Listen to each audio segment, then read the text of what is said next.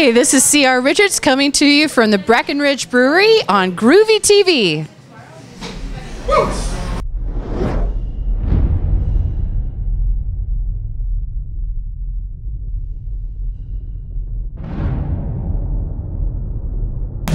it's Groovey. I'm here with the legendary C.R. Richards here at Breckenridge Brewery, talking about Denver Comic Con and all our art and authoring and writing and stuff. How the heck are you? I'm doing great. How about yourself? I'm doing awesome. This is amazing. It smells, I gotta tell you, it smells awesome. I love cherries. I'm calling it liquid Christmas cookies. So Merry Christmas to everyone in June.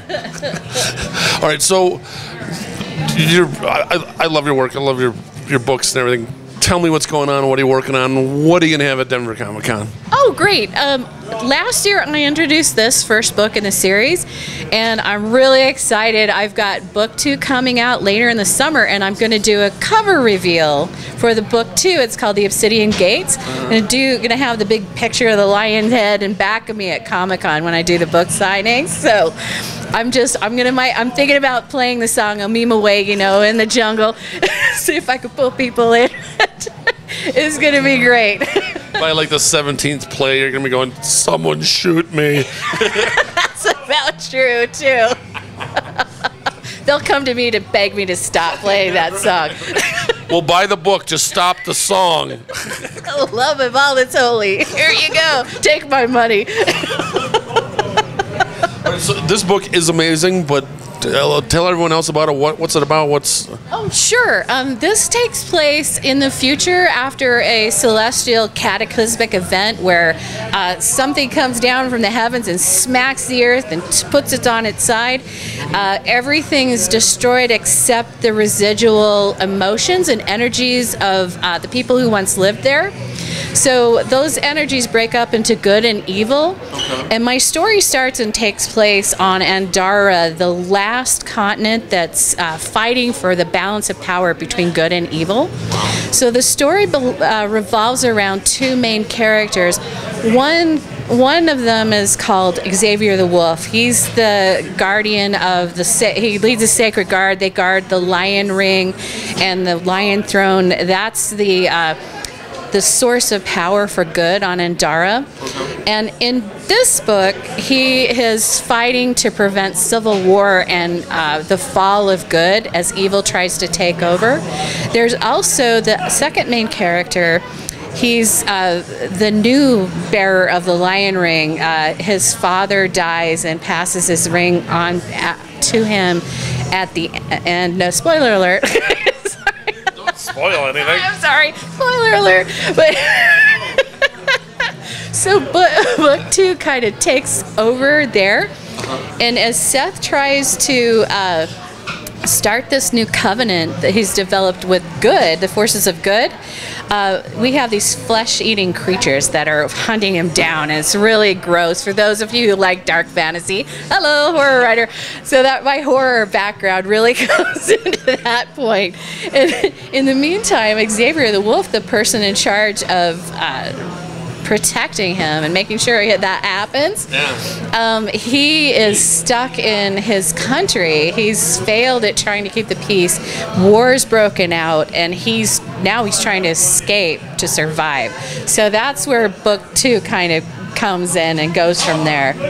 Like, I love how you build your characters. Like, how do you do that? Oh, I've been writing this since 2004, so one of the things I like the best when I read somebody else's work is when they put a lot of work into the characters, and so they seem like real life people to you, and that's what I strive for. So I spent a lot of time mapping out the character personalities, what motivates them in their life, and what their hopes and fears are. So hopefully they seem real to other people too. So you make them real to yourself first.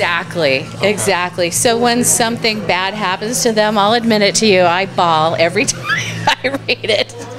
And in turn, that helps the reader to bawl. I want the reader to bawl or to cheer them on, things like that. So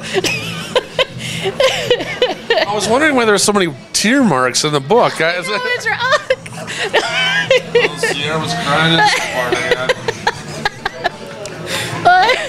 It's funny. One of the reviewers for this book, it was kind of a mixed review, but she says, I don't want to like this book because it starts off slow, but it takes a while to get really exciting. But she says, the characters seem so real that I have to know what happens to them. And that, to me, is my definition of success right there. Definitely. Yeah, so it was pretty awesome. I totally agree with that person. No, like with dialogue and stuff, do you like just sit there and talk to yourself the whole time? I have a secret. I have software on my computer. It's called Natural Reader, and you purchase different voices. So in my head, as I write this book, it's the sound of this guy. His name's Peter. He's not a real person, but to me, he's real. He's from England. So in my mind, when I write this, there's a British accent in my brain. So when he reads it back to me, I can tell whether the dialogue sounds phony and stupid or if it sounds really good. That's one of the things I have to do in order to write these books. So before like this program, did you just have a British guy sitting next to you the whole time? Could you read this for me, Bob? I'm tired of reading your stuff. No, I kind of winged it, but now that I have Peter, it's just. I'm a computer. I'm an IT person. Can you tell? It's like I rely a lot on computers. So it's just now that I have him, he's also like a buddy. I might bring him home a beer. Just. Get ready, Peter. You're getting some liquid Christmas cookies coming at you. Right. That is so awesome. So, and you said the next book comes out in August?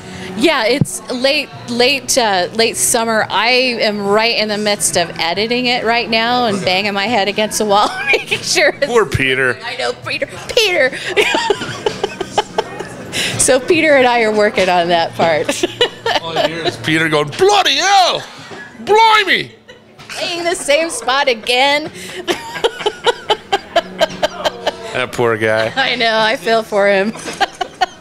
Okay, so do you have the idea for the third book then? I do. Actually, I've mapped out their whole story through the series of 5 books. Oh, wow. So 3, 4, and 5 are in a rough draft form. I just need to get rid of 2, get it out the door, and then I start on number 3. You're not getting rid of it. You're presenting it like gold before royalty. Yeah. Here you are. Us being the royalty. Yes, absolutely. What would you call it? A quintology or something? Honestly, I just called it a series. There's probably some literary term for it, but. I'm not sure. I have a hard time writing my name, let alone 5 books. Okay, so besides, tabling and all other cool stuff, what's your favorite part of Comic-Con?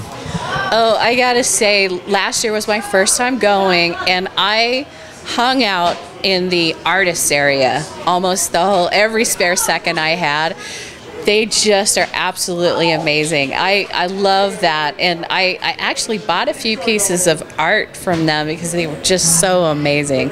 So I'm really love to walk up and down and ask them questions that they probably have answered 60,000 times.